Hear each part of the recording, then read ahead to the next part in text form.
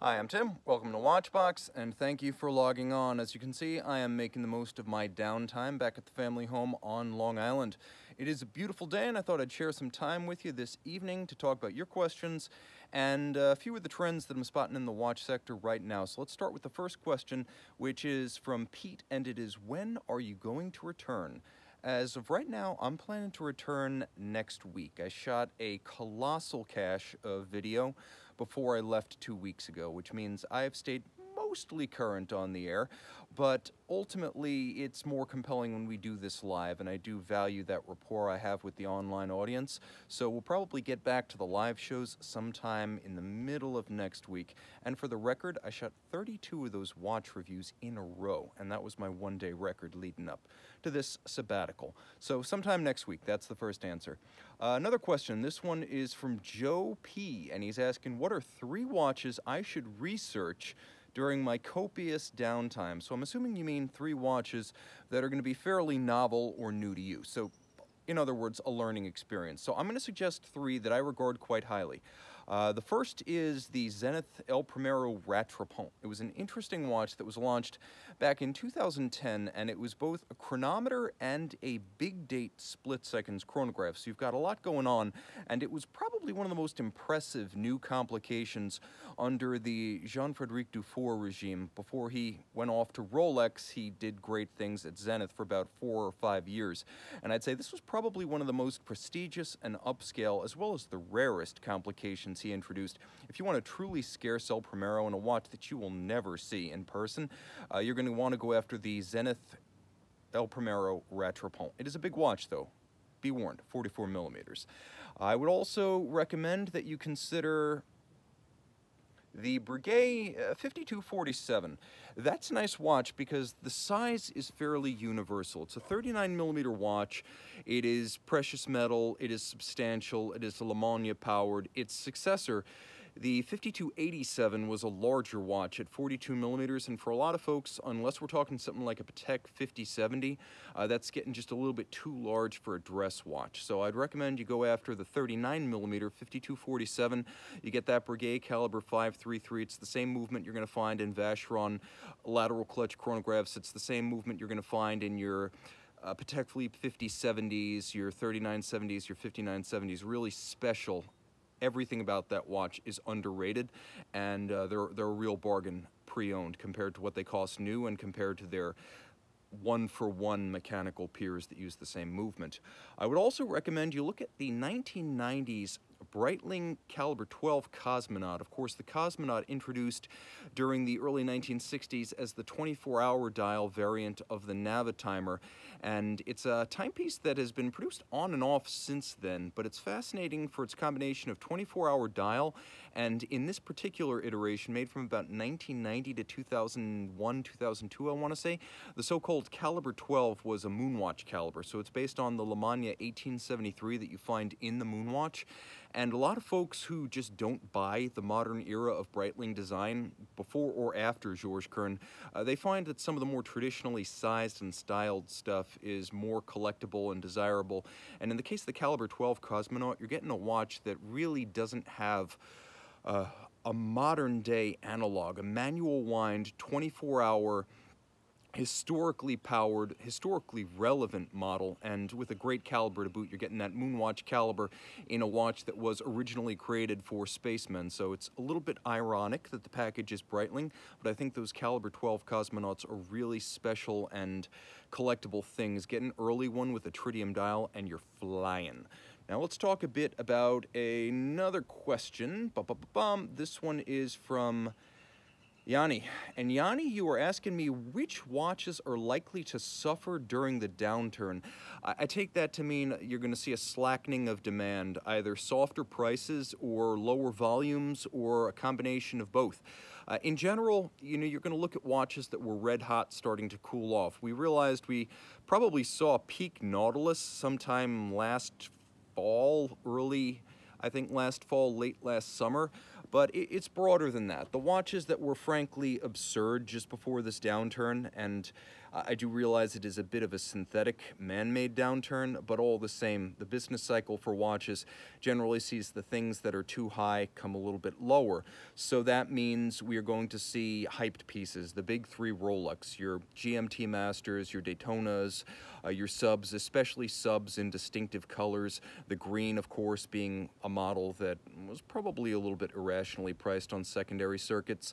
I think you're also going to see the Journe CB, which frankly had gone a little bit nuts. I saw those watches selling for $50,000, and the $50,000 CB for a watch priced in the low 20s new is the equivalent of the $70,000 Nautilus 5711. Just a little bit irrational, and that was going to come down regardless. It just happened a little sooner because of this unfortunate coronavirus nightmare that we're all dealing with. I would also say that, of course, the Nautilus and the Aquanaut, stainless steel Patek Philippe sports watches, though curiously, not all stainless steel Patek Philippe watches, just the two sports models, were truly crazy. You're going to see those coming down.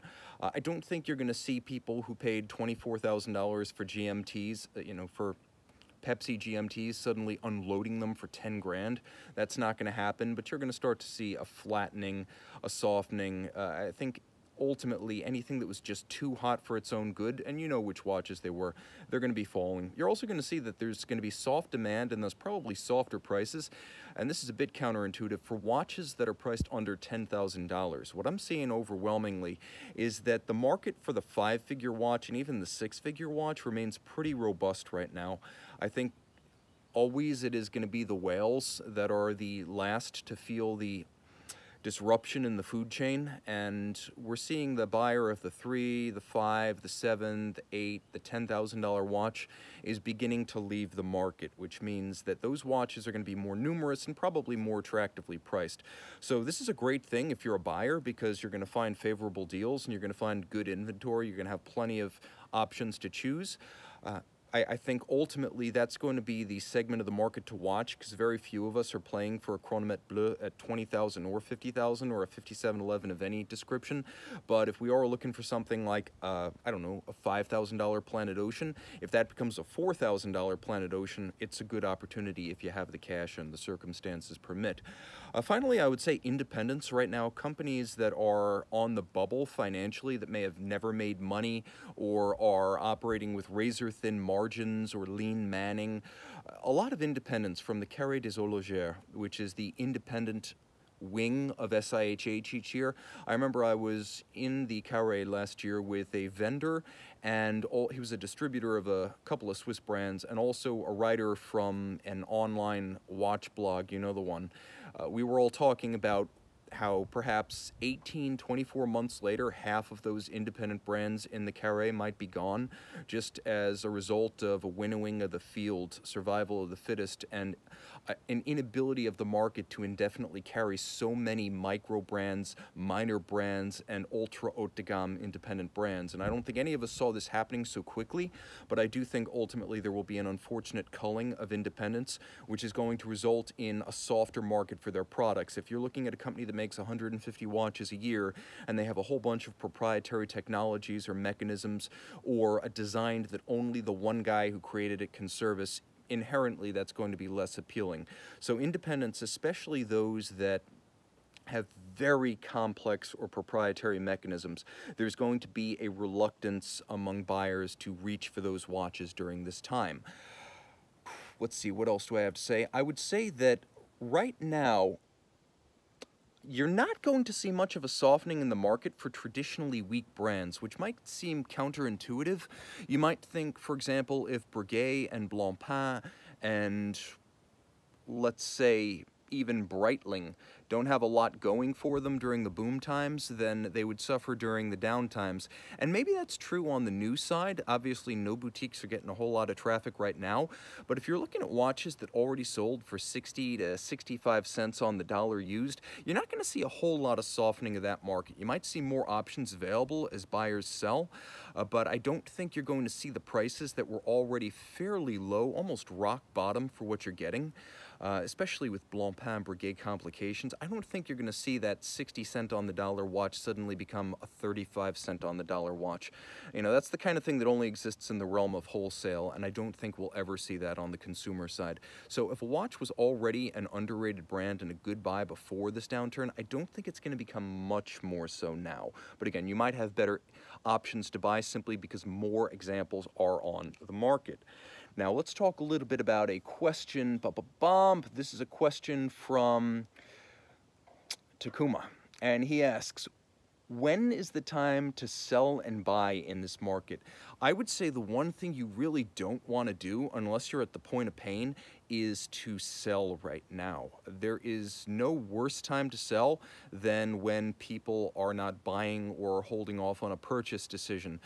It's like when you look at the stock market, the people who have the resources and the wherewithal to stay in the market, ride it to the bottom, and then benefit from the recovery generally do. And it's the people who buy into the sell-off and panic who generally get burned the worst. This is not a time to sell your watch unless you really have to, because we are in the midst of both a shocking economic episode and a very emotional downturn. Especially for people in this segment where we have an inherently emotional hobby and an emotional product, and there is the sense that being a non-necessity, we should probably unload watches immediately if we are in dire straits. And if you are in dire straits, that makes sense. But right now, it's better to step back, take a breath, not panic sell, and hold on to what you've got. Enjoy it if you can, because rarely have we had more free time in many instances. Don't sell under duress. If you can avoid selling under those circumstances, don't. When is a good time to buy? Well, you know, every downturn is an opportunity. So if you are looking for inventory available, you're going to find that there's more of it right now. This is the same reason that, for example, I'm burning up Auto Trader Classic, and Hemmings Motor News right now. A lot of interesting stuff is showing up at lower prices than you might expect in numbers you never see.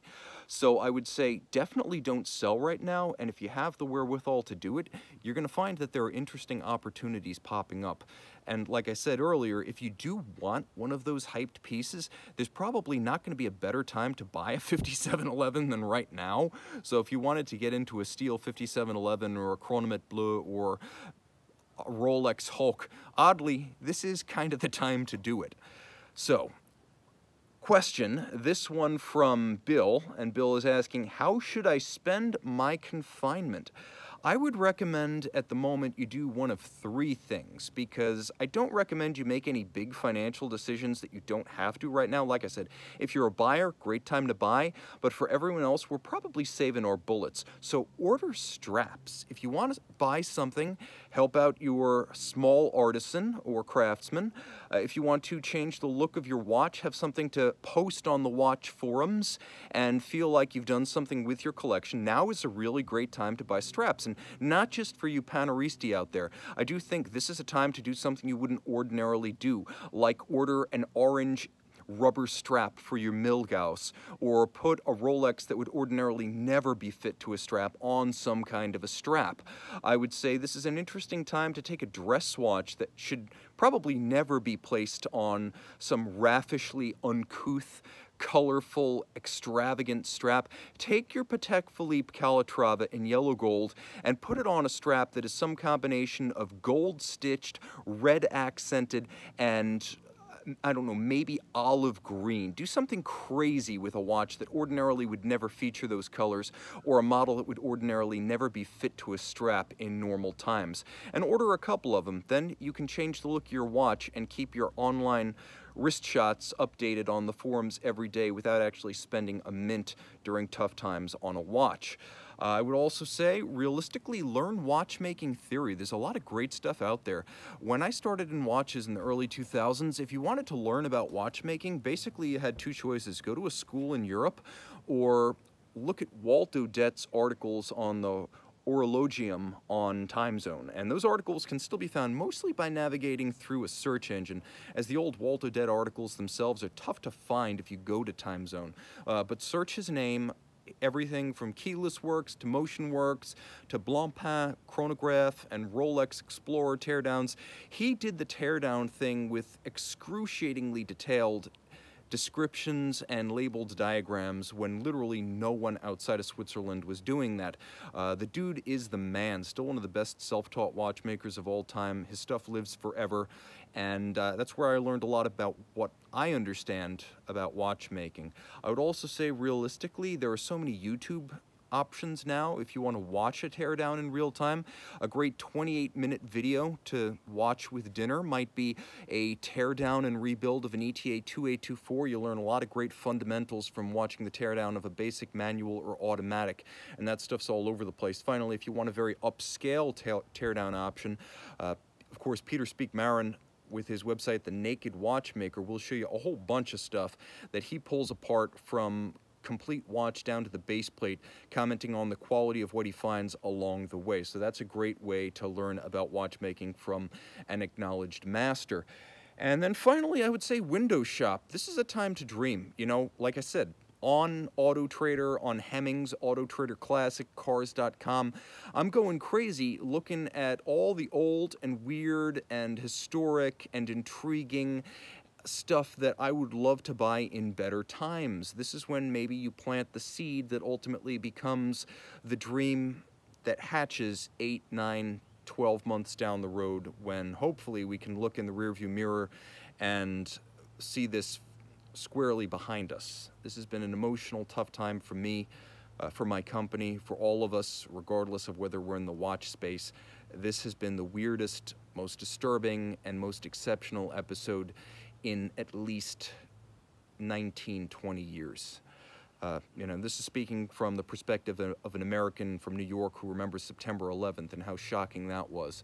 But we moved slowly beyond that, and in a lot of ways this feels like it's more permanently with us for the time being. Fortunately, I think public, medical, and commercial authorities are going to do the right thing, so stay at home, stay isolated, dream for the future, keep it in perspective if you can, reach out to your resources when you can. Ultimately, all I can do online is entertain you. I hope I have. Thanks, guys. Be well. Stay healthy. Time out, Tim out. Thank you for logging on.